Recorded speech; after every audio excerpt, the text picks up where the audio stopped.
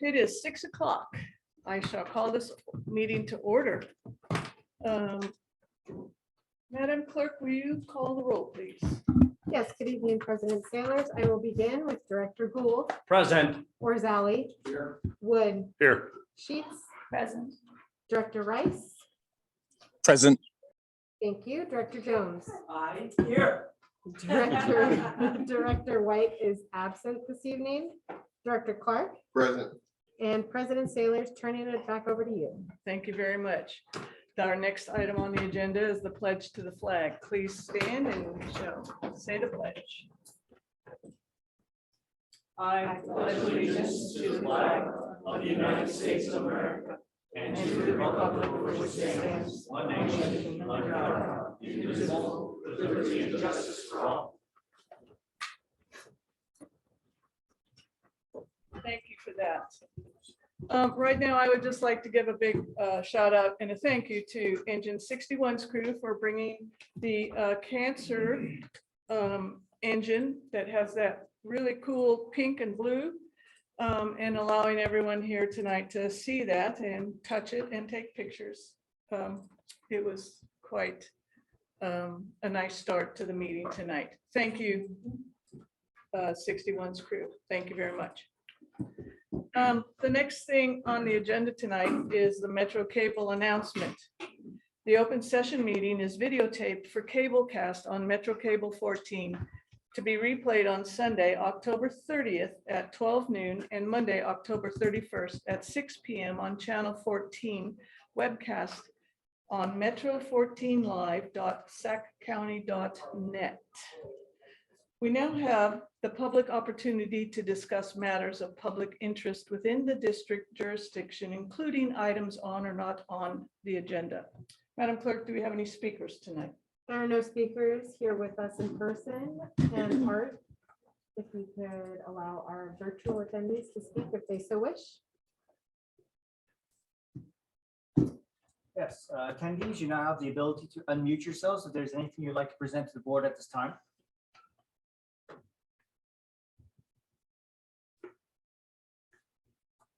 And no response. Thank you. Looks like we have no speakers tonight. The next item on the agenda is the consent item. Madam Chair, I make a motion, we adopt consent. Second. We have a motion and a second. Madam Clerk, will you call the roll, please? Director Gould, Aye. Orzali, Aye. Wood, Aye. Sheets, Rice, Aye. Jones, Aye. Clark, Aye. and Sailors. Aye. Motion passes. The next item on our agenda tonight is a presentation item, a letter of commendation for an incident that happened on June 24th, 2022. Deputy Chief Mitchell. Thank you, President Sailors. Good evening, directors, fire chief, and everybody in attendance tonight. Thank you all for being here. Pretty neat to be able to do this tonight. I'm going to give you a little overview on the incident that we're here to recognize. On June 24th of 2022, the Sacramento Sheriff's Office responded to a violent crime assault in North Highlands. Officers on scene made every effort to de-escalate the situation and build a rapport with the subject involved. Unfortunately, the subject took his infant child hostage, barricaded himself in a bedroom, and refused to cooperate. The subject then set fire to the bedroom and retreated to the adjacent bathroom. These actions caused the incident to quickly escalate, requiring coordination between the Sacramento Sheriff's Office and Metro Fire to fight the fire, rescue the victims, and evacuate the remaining members of the public in the area. With rapid fire growth and an inability to access the victims through the barricade, sheriff's officers decided to access the adjacent apartment next door. They located a bathroom with a common wall to the involved unit, and the officers knew the victims could be accessed by breaking through that wall in the bathroom. When Metro Fire arrived and was briefed by the Sheriff's Department about the armed subject and hostage situation, the decision was made to breach the common wall, with officers providing lethal cover to our members. Once breached, Metro Fire firefighters entered and rescued the two unconscious fire victims with no harm to themselves or the officers. The collective efforts by the Sheriff's Department and Metro Fire members, with significant risk to their own personal safety, set the situation up for the best possible outcome. Happy to report that the two victims regained consciousness shortly after being medically treated and transported. Next, we'd like to show you a video that reviews the incident. So Art, play that.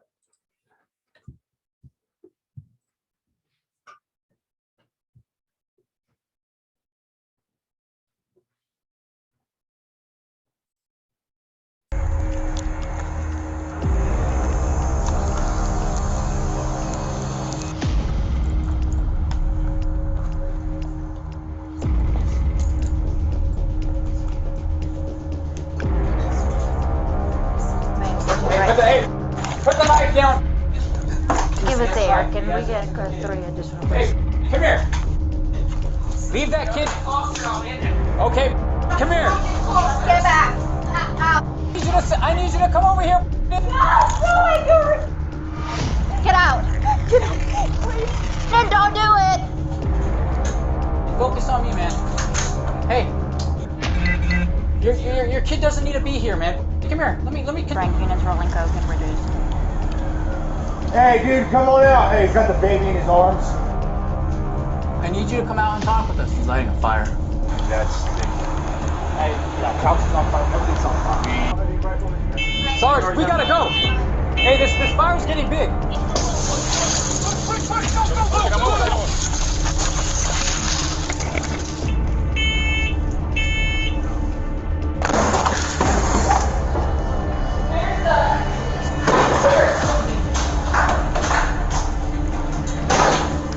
Give it. Get out. Grab the can. Pull it big.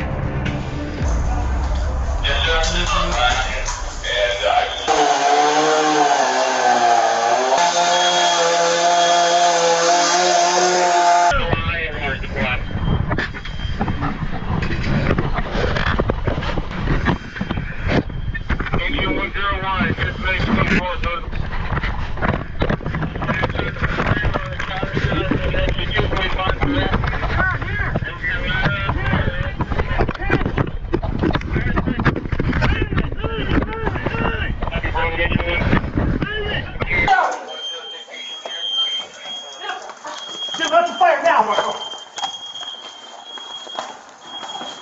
Baby, baby. Fire, we got baby, baby, baby, baby. Get the baby.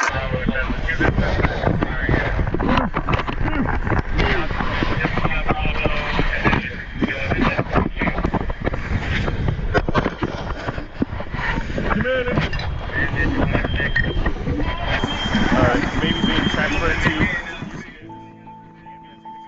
That day, or that night, morning, we all worked together. Everyone was communicating really well. We all kept a level head. I'm proud of all of them.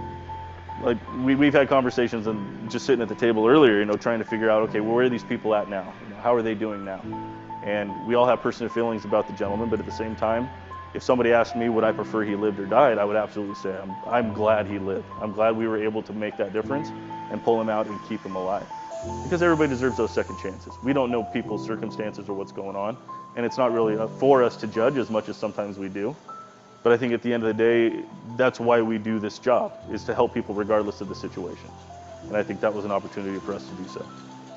Like I said, if it wasn't for the partners and fire department coming through and everybody knowing what they had to do, it could have went to a different outcome, but it didn't, and saved the kids. So.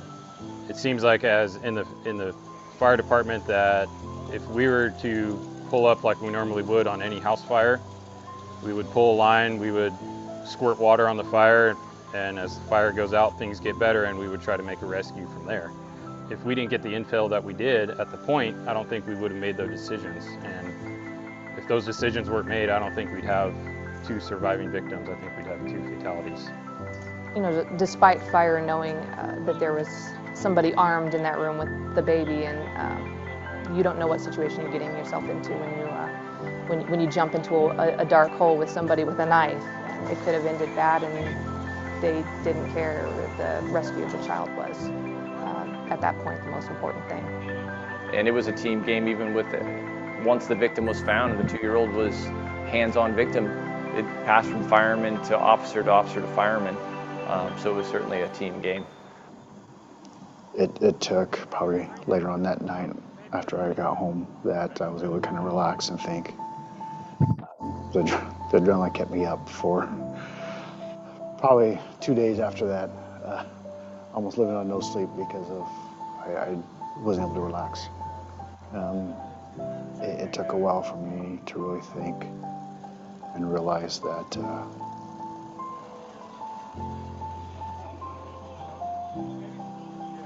our actions did something, mattered to somebody.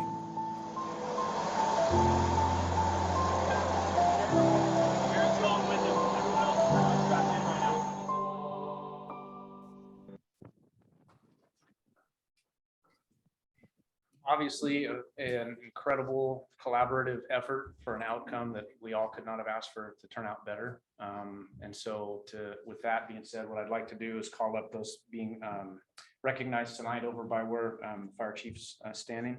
I'd like to bring up Sacramento Metro Fire Captain Sean Lemon, Sacramento Metro Firefighter Tucker Hodge, Sacramento Metro Fire Engineer Phil Alexander, Sacramento Sheriff Sergeant Devin Card, Sacramento Sheriff's Deputy Cody Lopez, Sacramento Sheriff's Deputy Amber Vicente Rivas, Sacramento Sheriff's Deputy Ramar Pasalo, Sacramento Sheriff's Deputy Christopher Guerra, Sacramento Sheriff's Deputy Shay Lukes, Sacramento Sheriff's Deputy Daniel Duran, and Sacramento Sheriff's Deputy Jesus Oliver. On behalf of Fire Chief Todd Harms and all of the members of Metro Fire and the community that we all serve, we're proud to recognize you with a letter of commendation for demonstrating exemplary service and concern for the public, exercising the ability to adapt to unexpected or emerging needs, and for making decisions that resulted in the saving of life with risk to your own safety. These actions directly align with our primary goal of service delivery. From deepest in our heart, thank you all for your distinguished service tonight.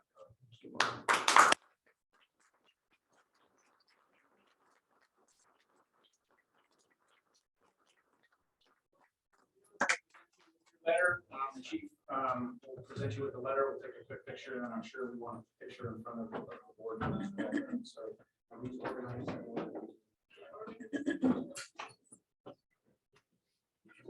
one. Come on up.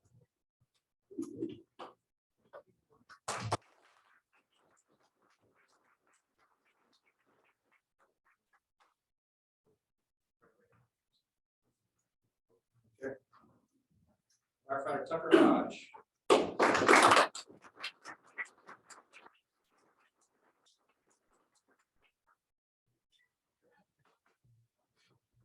Engineer Phil Alexander.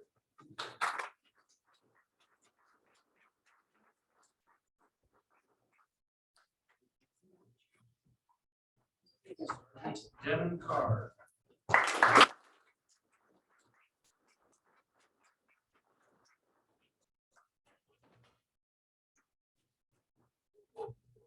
Deputy Cody Lopez.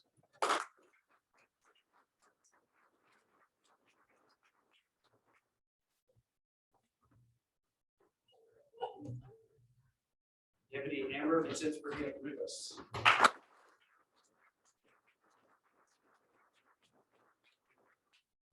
Dance.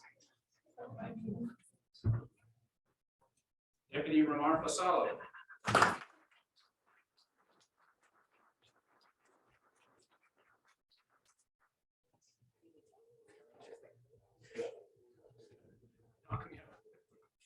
Deputy Christopher Guerra.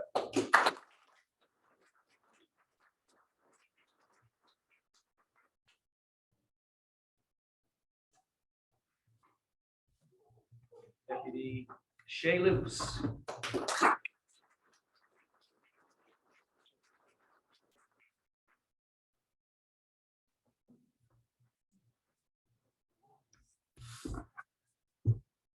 Deputy Daniel Duran.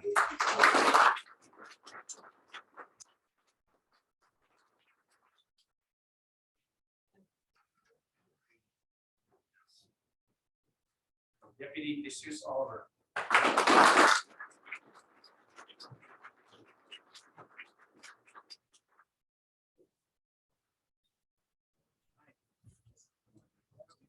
I just wanted to say thank you to each and every one of you. The relationship that we have here with our law enforcement partners is incredible. And every single day on the street, we run together and do things together. I had gotten an update that night after the call the next morning of what had gone on, a lot of information that was going back and forth. But the decisions that you made are the ones that we, as an organization, expect you to take that life. Safety is a priority, be able to work together and to be able to communicate. And you did just an outstanding job. So thank you and congratulations.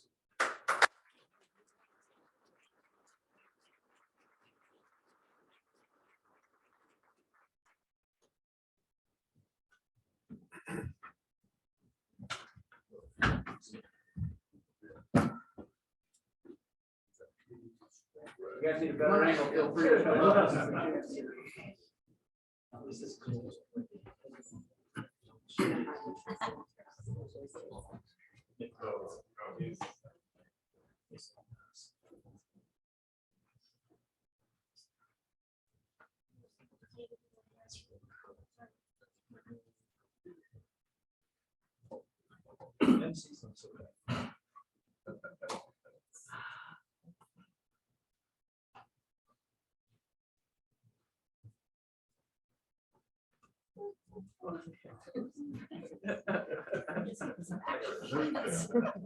Yeah, I know. Thank you.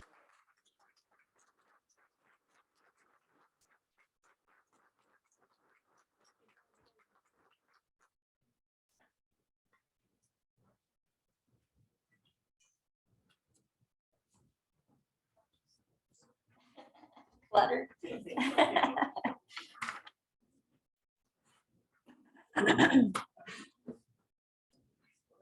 Fantastic.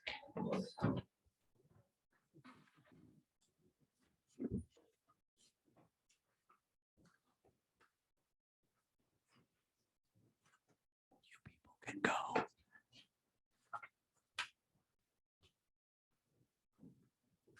Thank you, moms and dads.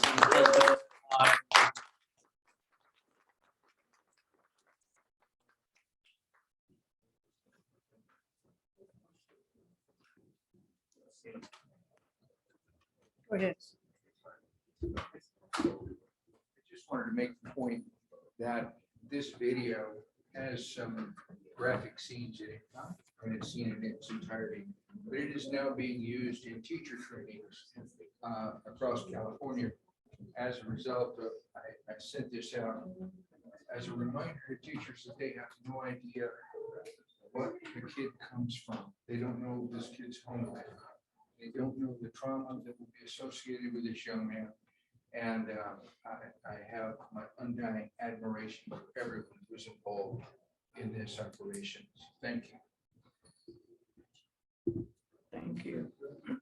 Any other comments from any other directors? Did this play in the local media? Snippets of it? Channel 3, 10, 40, all those guys picked it up? So we did coordinate and did a joint press release with the sheriff's office, and we actually have, and I think you all had gotten a copy of it as well, the longer version. So that was pushed out to all the media outlets, and there was some coverage. So one and done kind of thing? You know how the news cycle goes these days. I can't remember exactly the circumstances around it. The timing was such that we would have the highest potential for being picked up. It'd be great to play over and over to remind people how freaking lucky they are to have this kind of public safety in the area where, yeah, it's just enough said. So When we I got there that morning, it was pretty incredible. Just, I've never been more proud of our folks working together collaboratively. Both groups. It was amazing to see and to just be around those folks after it happened. So they did a great job. The attention on social media was incredible. Oh, good. And putting it out there. But as the media goes, it was a 30-second shot. But still today, the amount of people that are downloading and looking at it. And the thing that from my side of it, the questions I got, and Director Orzali said it, is some of my fellow fire chiefs asked me, you know, how did you review this? How did you allow this to come out? Because there is a graphic nature of it, and there are things that are said in there. And how did you work with the sheriff's office? We've never seen anybody being able to do that. And I'll say that it was not, we did the right reviews, but I think the message that is in the longer video and all of the dynamics and the decisions that were made on the police side, the decisions that were made on the fire side, is that I don't know why you have to show that. And in today's time of agencies being looked down upon because decisions that they're making, and people are showing a video, you know, 4 different ways in slow motion. This one here plays in live, and you watch it all the way through, and you realize that the decisions that they're making and the pressure that they're under is just incredible. So the feedback, I would say, from my peers has been incredible, of not ever seeing anything where police and fire have come together and put something out like this. awesome. Mhm. I think the collaboration that it shows and the just allowing the crews on scene to think and on their feet and make the best choices and to have the best outcome. That's incredible in itself, right there. So I just want to congratulate all of them for that incredible outcome. Okay, having finished that, the next item on the agenda is the action item. Number one, notice of award and RFP 22-4 Fire Station Architecture and Engineering Services. Erin Castleby, how are you tonight? Good evening. In the spirit of providing excellent service, we are embarking on another new fire station. We bring before you tonight a contract award for the architect and engineering firm that will design our next fire station, which will be at 8101 Bradshaw Road, way down Bradshaw. We're lovingly calling it Vineyard Park, Vineyard Station right now, while the number is to be determined. We purchased this land in 2004, and the development in the area and the population has triggered the need to move forward with the construction of the station. So we issued a formal request for proposals to our existing multiple award schedule. There are 5 firms on that list. We published that. We received 2 proposals in response. We went through an evaluation process with those proposals, and the scores are reflected here. Core Design Group, formerly known as Jeff Katz Architecture, their score was 82.5, and LCA Architects with a score of 76.17. So we would request that the board this evening approve the contract award for Core Design Group and authorize the fire chief or his designee to administer the contract as needed. The total fiscal impact is just under $1 million. We do have that budgeted already in our I fund this year. It was included in our CIP, and it is under the budgeted amount that we had for that. So we would request your approval of the contract award. If there's any questions, I can take them now. Does anyone have any questions or comments? Erin, yes, I'm sorry, Ms. Castleberry, thank you so much for bringing us even more good news. This is longer term, and the success that you and your staff had with Station 68 with with Jeff Fry as you and yourself as the lead. I just have high hopes that we're going to have a great outcome with our newest station. So thank you in advance for all the toil and sleepless nights and wrenching of hair and brain that will probably be coming up. So again, contact any of us directors if there's anything that we can do to help you in this long but ultimately successful process. Thank you so much. We definitely feel ready to go, having been fresh off of that project. So we're ready and ready to go. No further questions or comments. I'll entertain a motion and a second. I'll move staff's recommendation. I'll second. We have a motion and a second. Madam Clerk, will you call the roll, please? Director Gould. Aye. Orzali. Aye. Wood. Aye. Sheets. Aye. Rice.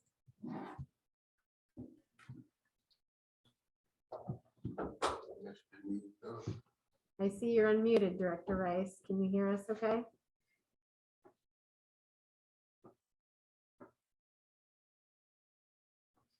All right, moving to Director Jones. Aye. Clark. Aye. And Sailors. Aye. Motion passes. All righty.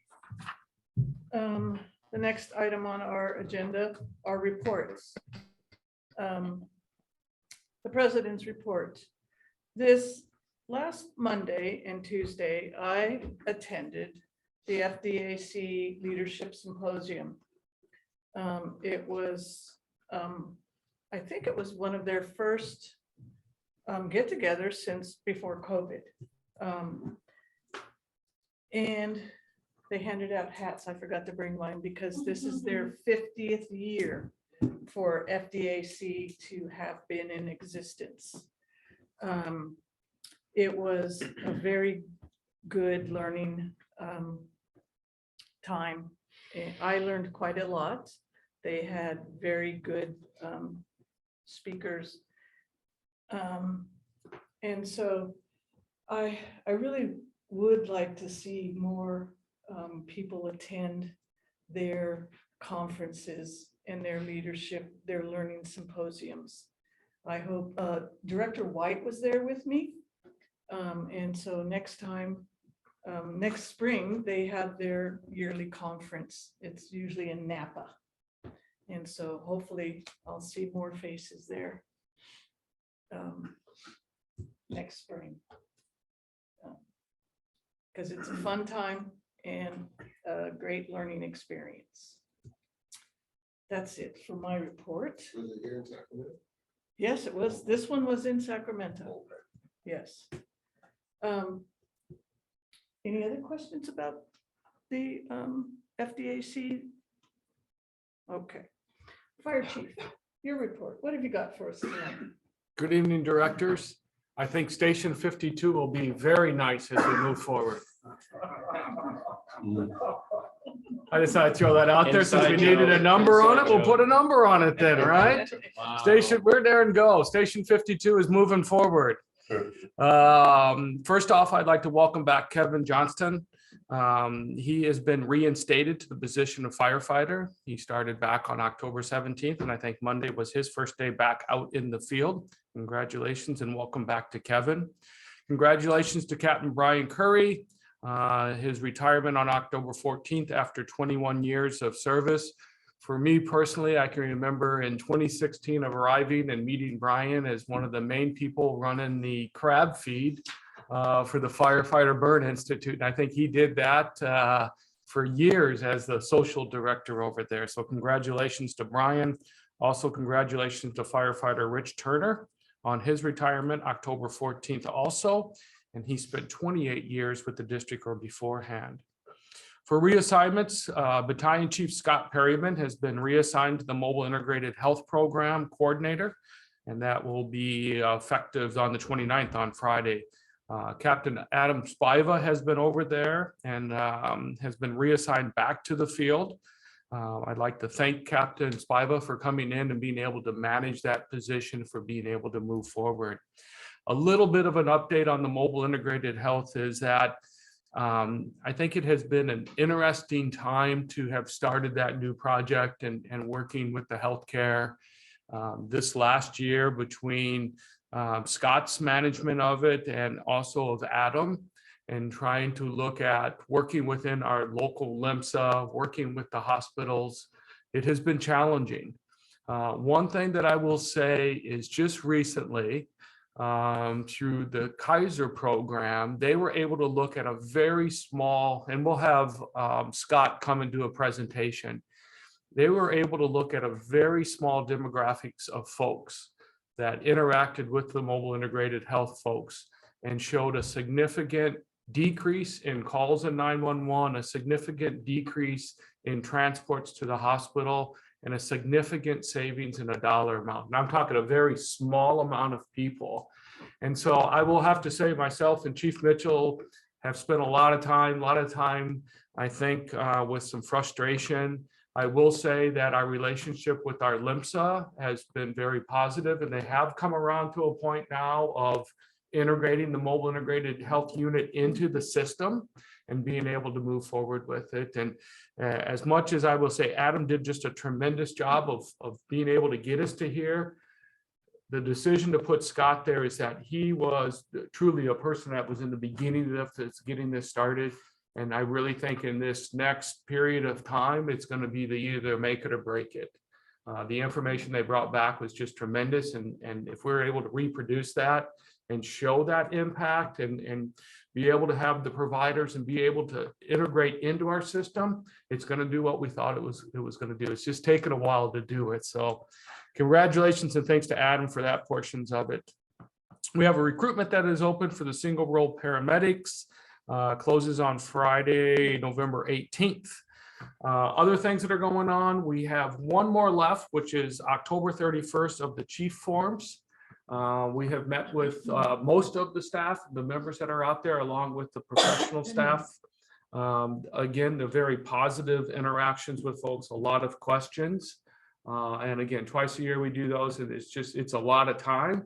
I don't think there's anything more important than that ability to sit down with folks and get one-on-one with them. On October 8th, we had the Sacramento County and the Metro Fire 2x2. We have just a couple of items that are on there, but one of the items we talked a lot about was fentanyl poisoning. I know that Director Jones and Director Wood were there, and I'm sure they have comments. And again, the relationship with Ann Edwards and a new member of her team is Eric Jones, who is their public safety manager, has become just very positive as far as those interactions. Chief Wagaman has been working with Eric over there already, well ahead of time of talking about what does the arson task force look like? What does the fireworks task force look like as we move forward? So a number of positive things. October 18th, we also on the same day, we had a promotional ceremony. And one of the things that is nice to see again, like we had here tonight, the ability as we have gotten around the corner of COVID is to be back together again and having things and inviting people. The promotional ceremony, I think Brenda Briggs left. Brenda, as you know, is the coordinator for us. And as you saw tonight, having her back into that position has just been tremendous. She did just a great job. The amount of young kids running around at City Hall over there and the families and stuff was really neat. I don't think I wrote it down here, but I think, did we have 30 some odd people almost, or close to that were there, engineers, captains, battalion chiefs, and ACs there. So it was really nice, and it was really great to be back out and doing those events again. We had the Sac County Fire Chiefs Association, which is just our local group here that together, that was just tremendous. And then our relationships with Lowe's Home Improvement has just been incredible. And on Friday or Thursday, the 20th, which was the first responder week, they donated, and if I believe right, somebody correct me, it was $50,000 worth of equipment and buckets and tools and everything. And they chose Metro Fire. So it was their regional. We got together. They did just a great event over at Logistics. And they, again, have been a great partner. They recently had for Fire Safety Week, they had an event at one of their stores in which we attended, but $50,000 worth of equipment donated, and they picked us to do it. So thank you to Lowe's and their donations. And that ends my report unless you have any questions. Do you have any questions or comments? I'll turn it over to Chief Mitchell for the operations report. Thank you, Chief. Hey, hello again. And part of the ceremony of getting everybody back together includes putting the badges on when somebody has a little one and also needs to badge their loved one. Sometimes you have to call in extra help. Fire chief happily took the infant and was holding the infant who didn't know what was going on during that time. That was a fun part. Okay, I'm going to keep the positivity going. This is a very positive night, a lot of pride. We've run 4,011 total incidents since our last report, an average of 286.5 calls a day, 134 fire incidents, about 9.5 fires per day. So we're still busy out there. As far as air show statistics from our CERT folks that did just every year, they come out and do a great job supporting that event. 428 volunteer hours out there to support the event this year from those folks. Linda Ford from CERT gave us information back that they did end up treating first aid for 31 patients. And she did also report that compared to years past, that's a lot lower. So I'm glad to hear that people were in better health this year. We'll go with that as the reason, but it was a well-attended event, and glad our CERT folks continue to be helping us there. Another incident that shows, again, the professionalism of our folks. Back on October 24th at 9:04 hours, Battalion 5, Engine 25, Medic 25, Engine 27, Truck 26, all responded for a reported vehicle to a house in Roseville Road and White Avenue near the border of Sacramento and Placer County. Responding crews were updated en route by fire dispatch that the law enforcement on scene was reporting multiple patients along with CPR in progress on a pediatric patient. Captain John Squally on engine 25 arrived and began management of the scene with his crew. And Captain Rich Rubialis on engine 27 arrived, established command, confirmed multiple critical patients, and declared a multi-casualty incident, requesting 3 more ambulances and an additional truck company. Battalion Chief Scott Perryman arrived and assumed Roseville Road Command, working with EMS 24 Captain Shannon Chamberlain to set up communications with UC Davis, our disaster control facility, for patient notification and hospital destinations. Within 7 minutes of arriving on scene, firefighter paramedic Alexi Shock on Medic 25 had the pediatric patient assessed, packaged, and began transport to the emergency department, where I'm happy to report that en route to the hospital, Medic 25's crew was able to get pulses back on the pediatric patient. Within 20 minutes of our crews arriving on scene, all 4 patients were transported to local hospitals off the scene.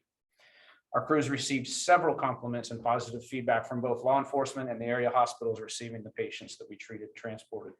In particular, early declaration of a multi-casualty incident, early notification to our DCF at UC Davis, and frequent updates with detailed information were very positive remarks as part of our official MCI critique that we do after each one of those incidents. Again, this is a direct testament to the strong work and professional attitude of all of our Metro Fire members that we should all be so proud of and that responded to this incident. That ends my operations report tonight, unless there's no questions. Does anyone have any comments or questions? Thank you. Up next is the local firefighters 522. Matt Cole. Good evening, directors. We too would like to welcome KJ back to the organization. He went to one of our neighboring agencies in the Bay where he actually had a family member. And when he got over there, he realized that his Metro Fire family is where he wanted to be and belong. So he came back and was reinstated in the organization. So we're excited to have KJ back. Wishing Brian Curry well. Like the chief said, Brian's been doing the crab feed for years. He also, once upon a time, we had a fundraiser where a calendar was put together for the Burn Institute, and Brian graced the pages of said calendar. So that's floating around in Brian's well wishes. So, and then Rich Turner separating. I'm sure that the overall quality of the food at the kitchen table in firehouses is decreased now that Rich is no longer in the kitchen. But I'm sure people will be reaching out to him to get recipes time and time again. So we wish all of them well. Since last board meeting, I'd like to share that we had an executive board meeting where we talked about a number of things that we could support local charities and looking at things that we can do to expand our reach as 522 in the community. We also started this week with a conference called PEP in San Francisco, where we had 25 different members. It's a professional education partnership conference that the IFF puts together. So members from all of District 10, which District 10 is multiple states in the IFF, we all came together and just shared ideas and challenges. And it was a good collaboration. And we were able to bring a lot of young 522 members there. So it was a really good conference, which brought us right into the last 2 days. And I think it's very fitting that we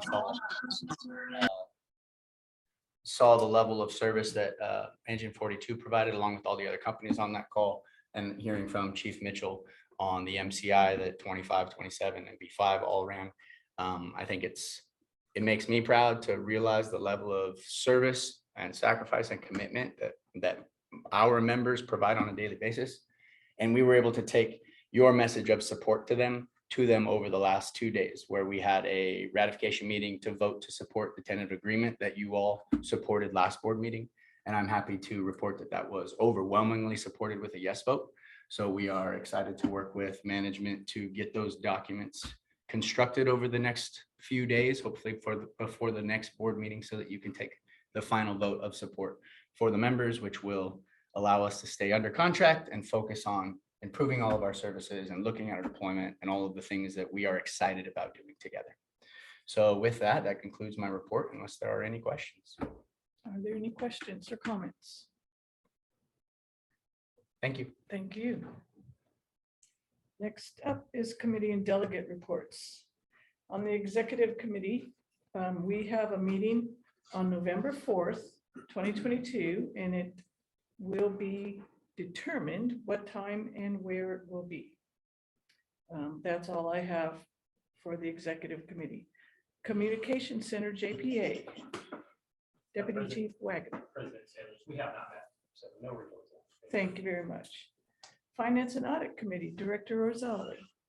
The Finance and Audit Committee met this evening and received a report from CFO O'Toole regarding the CalPERS 2022 annual pension valuations and the finance report through August 31, 2022. The next meeting is to be determined. And that concludes my report. Thank you very much. The Policy Committee, Director Gould. Madam Chair, thank you very much. There is a rumor floating around the organization that the Policy Committee will be meeting on November 10th of this year. All right. Correct, Madam Clerk? Good. Thank you. Thank you for that report. Next up is board members' comments. We will start with Director Jones. Thank you, Madam President. I have a series of notes here. The order, they're all important, so don't pay attention to the order that I acknowledge some of this stuff, please. First of all, I would like to congratulate my fellow director, Randy Rosali, for leading the Finance and Audit Committee through these past years. Tonight was his last chairing of that particular Finance Committee meeting. And I decided to say that now instead of just in front of the committee, so that we can really embarrass the heck out of you. Yes. But thank you for your steady hand over the years in leading us through good, professional, constructive conversation. It's greatly, greatly appreciated. Thank you, sir, for that work. I'd like to extend a thank you to Chief Wagaman and Investigator Steve Johnson. They presented at a community association meeting for the Butterfield Riviera East Community Association Tuesday night. We had a number of speakers, including Supervisor Don Natoli, the two candidates competing to fill his spot, and we had Metro Fire there to answer all kinds of questions about interaction with fireworks, fire safety task force, and our response capability. So thank you to Chief Wagaman and Investigator Johnson. Oh boy, that video that we saw, holy cow, make that a standard part of our recruitment efforts. You want to talk about a hook? That is it. It's just terrific. So please, let's try to integrate that in our recruitment efforts. And finally, another shout out and thank you to Brenda Briggs. I've probably said this before, but as the years pass, I kind of forget. Brenda and I first started working together in 1995 with the Juvenile Fire Centers Prevention Program. So I have seen her work over the decades. It has always been impeccable, very much team oriented, and I want to publicly thank her for her continued professionalism over these many years. Madam Chair. Thank you very much for those comments. Director Rice, do you have any comments tonight? Thank you, Madam Chair.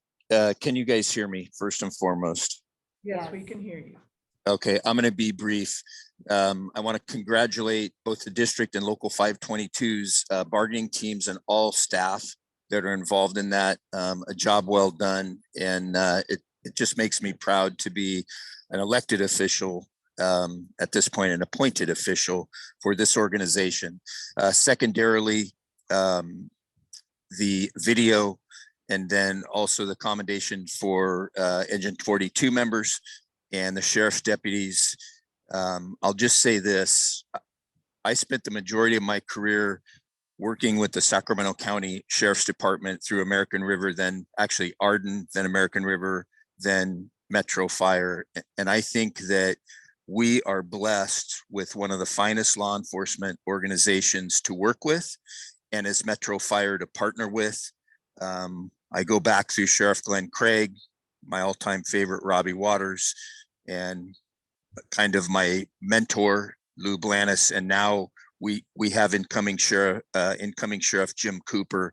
And I think that this partnership and collaboration with the Sacramento County Sheriff's Department and Metro Fire, as we begin to meet the challenges within our communities, not only the homeless, but the folks that we serve with mental health and drug and alcohol issues, I think we are poised to set the stage statewide to begin to deliver a service model that is second to none. And I'll close out with just saying, again, I so appreciate being a part of this board and a small part of Metro Fire at this stage of my career and life. Thank you. Thank you, Director Rice. Director Sheets. Good evening. I just wanted to also echo what an amazing, amazing video. I too have worked side by side with Sac Sheriff, Sac Metro, in my professional career. And tonight, just solidifies how proud I am to not only live in the district, but to be protected by our Metro Fire family and our Sac County Sheriff's officers. It just absolutely, every time I see that, it just gives me goosebumps. And I'm just so thankful that I still get to continue to work side by side and serve in the capacity that I have for the time. I want to wish our retirees an amazing, amazing retirement. A little bit jealous.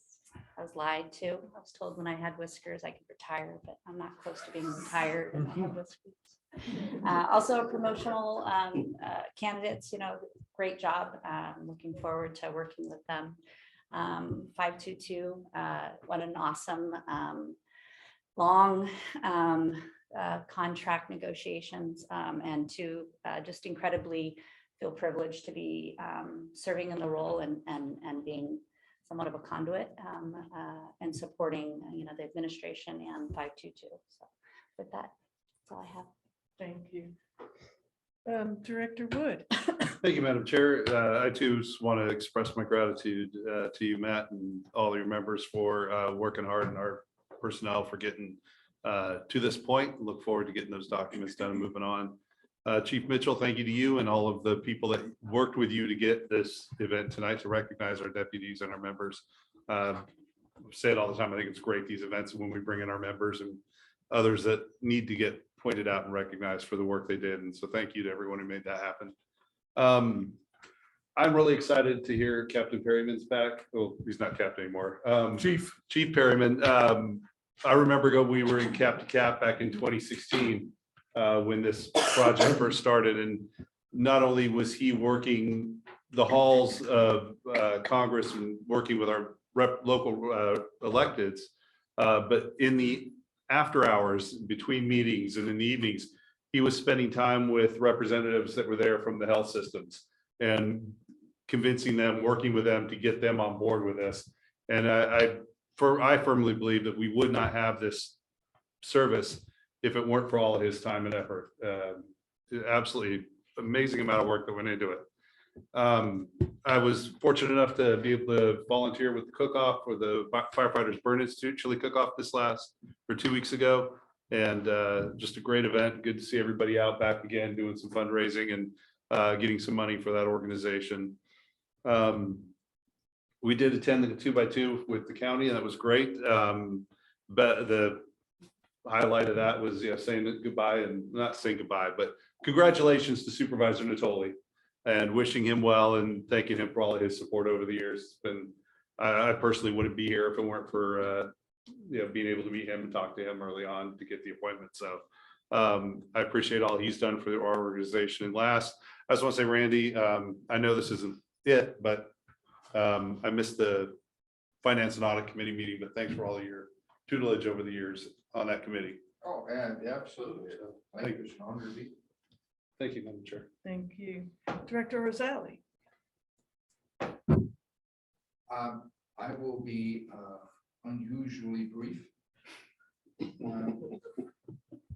This is my last evening as the chair of the Finance and Audit Committee, and it's been an absolute privilege. I greatly value the work and the quality of the people that I get to work with. It's been phenomenal. So thank you for that. Thank you, Director Azali. Director Gould. Thank you, Madam Chair. I'd like to first thank anyone and everyone that was involved in bringing the engine tonight to our facility. I always think it's important to remember that wicked disease takes many of our friends in an untimely manner. And that every time we see that engine, it reinforces the idea that this is a very dangerous job and that it comes with consequences, some of which are signified by the color of that engine. And so if it would be appropriate tonight, I'd like us to maybe end with a moment of silence as we think about all of those who have put their lives out there and suffered from cancer as a result of that. And everybody said a lot about this video that we watched, and certainly it's intense. But I think it's important that the community members understand that this is what these men and women do every day. Now, sure, it may not be they bust through a wall, but this is what happens every single day in our community between our law enforcement brothers and sisters and our other public safety men and women and the fire service and others. So while it's unique and it's intense and it's powerful, it's also what they do every single day.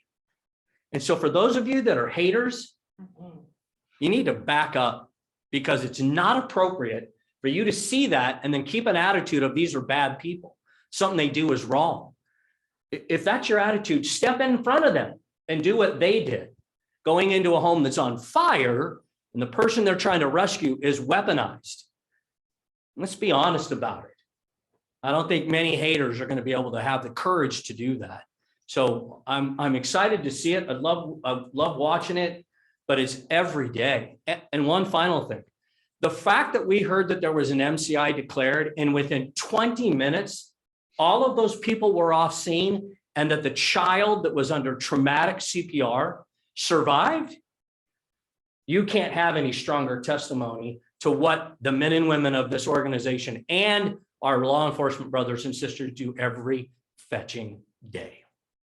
This is not unique. It is commonplace. And you saw how uncomfortable they were. They did not want to be up here receiving all of that kudos because they go to work every day doing that exact same thing. And they don't like this. We force it because we like it. Right? But they do it every day, and they love not coming to these things and getting these accommodations. It's not what they go to work for. And if you think so, you're dead wrong. You're dead wrong. I'm encouraged to see them. I'm honored to be part of their group in a tangential way. Thank you, Madam Chair. Thank you, Director Gould. It looks like Director White has logged off.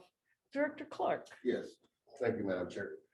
First of all, I'd like to thank Chief Wagman for giving me a tour of this fantastic institution. Actually, it's the Career Technical Education Program at San Juan Unified School. Actually, it was at Del Campo School. By the way, I know that I did not know Director Gould was so involved in it. I mean, this is an amazing program. It's a career path for, some of these kids that, they don't know what they want to do yet. And it's a great introduction to the fire service. I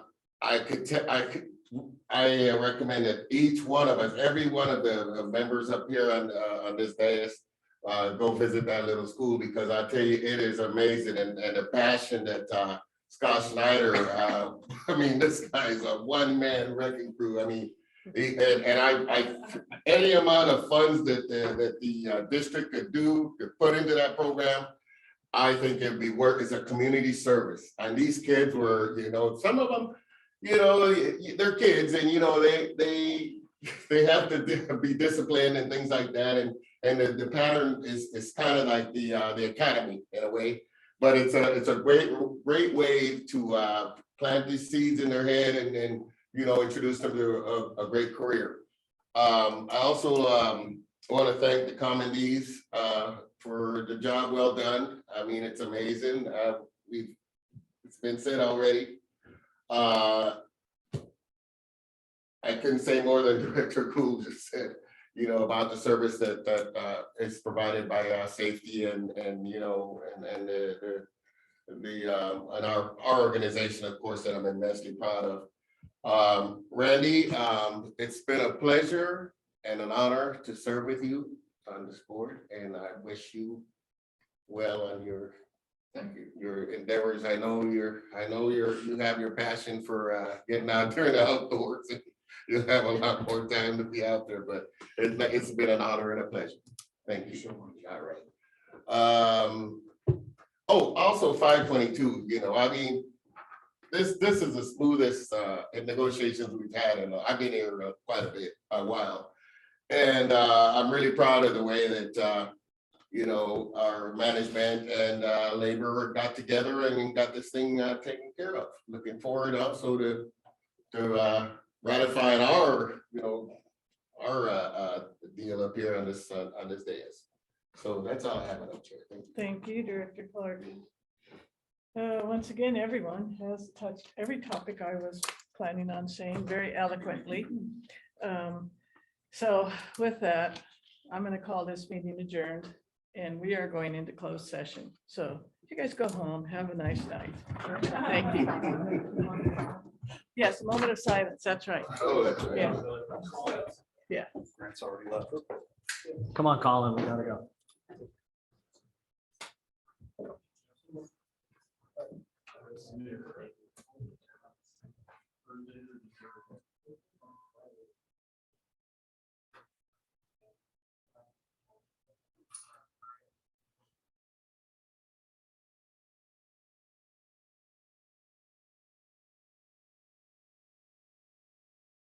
Thank you very much, everyone.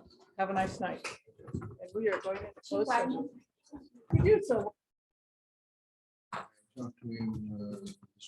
We get on, what was it, the 18th or whatever? Yeah. All right, we are back from closed session, and Board Clerk Melissa will report out for us. Thank you. All right, the board met in closed session and pursuant to California Government Code Section 54956.9, workers' compensation of Daniel Faulkner.